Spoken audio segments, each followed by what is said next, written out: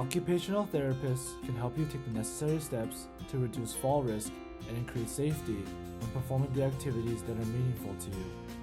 Occupational therapists can not only help you with environmental modifications, such as home modifications, they can also help with fall prevention by having clients engage in exercise programs and working on the specific aspects you need assistance with that can help you improve your overall function in your daily life. Occupational therapists can provide a variety of interventions to help with fall prevention, one of them being improving your physical functioning in order to get you back into your old routines or habits before your diabetes symptoms made life more difficult. The types of interventions that occupational therapists focus on are ones that increase your overall strength, balance, stability, flexibility, range of motion, endurance, and posture. Occupational therapists can help you engage in all types of physical exercises, including lower or upper body exercise, and even incorporate alternative types of exercise such as yoga, tai chi, and dancing in order to improve your overall physical health. It's important to note though that any amount of exercise is good for you and can really help improve your diabetes symptoms. Exercise gets the blood flowing, it lowers your blood sugars, and can also increase your endurance so you can keep engaging in activities throughout the day without getting tired or feeling discomfort or pain. Firstly, we will go over a series of lower body exercises that can be done anywhere in your house or even at the gym. The exercises are simple and easy to learn and is appropriate for all fitness levels. You can start off with as many reps as you want and then build up to increase your endurance as you see fit. The sets and reps shown in the slides are simply recommendations. Feel free to adjust and increase or decrease the number of sets or reps depending on your current physical ability. Our first exercise is stretching calf muscles. So to begin this exercise, put the palm of your hands on the wall with your fingers straight out. Make sure you're standing a bit farther away with your feet away from the wall. Bend your arms forward like you're doing a push-up but standing up, and keep your back and legs straight. Perform 10 repetitions 3 times. Our second exercise is called chair sits. To begin this exercise, start with your arms crossed while standing up, kind of like you're feeling cold and need to warm yourself up by hugging yourself. Sit down on the chair and get up 10 times, but keep your arms crossed and your back straight throughout the entire exercise. Perform 3 sets of this exercise if possible.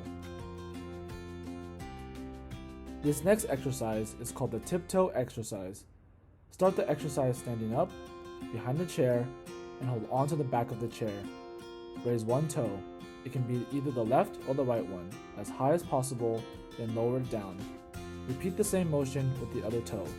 Perform 10 repetitions on each toe and perform 2 sets each. With leg bends, you begin the exercise standing up with your body behind the chair. Begin with holding onto the chair with either your left or right arm. Put one foot forward and bend your knee forward, then raise it back up. Repeat 10 repetitions and then switch legs. Perform 4 sets total, 2 for each leg. This next exercise is called leg sweeps. You can begin this exercise holding onto a chair or any other piece of furniture. Stand with one leg slightly raised and be careful when balancing yourself to keep the leg raised.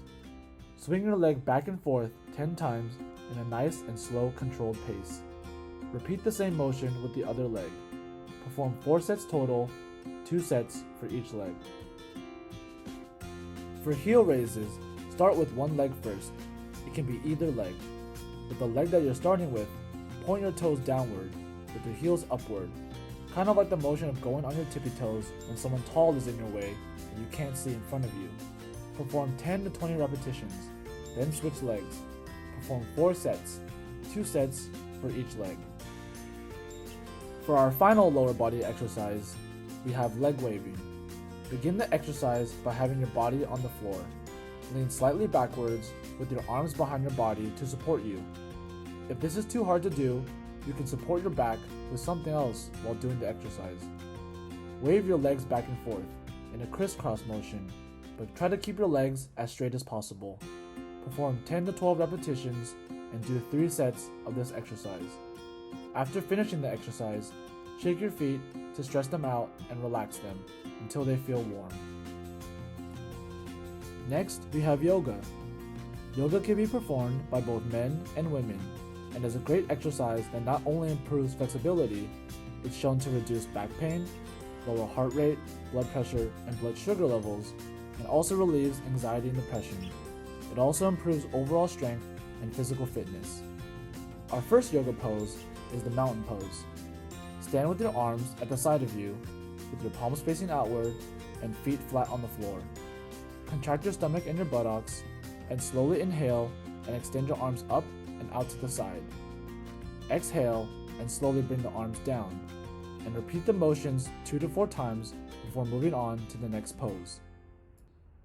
The next pose we have is the child's pose. Start with sitting on your legs with your knees spread slightly apart. Lower your head onto the mat and slowly stretch your arms forward as far as possible, touching the front of the mat. Hold the pose for 10 to 30 seconds and make sure to feel a good stretch. Repeat the motion 2 to 4 times before moving on to the next pose.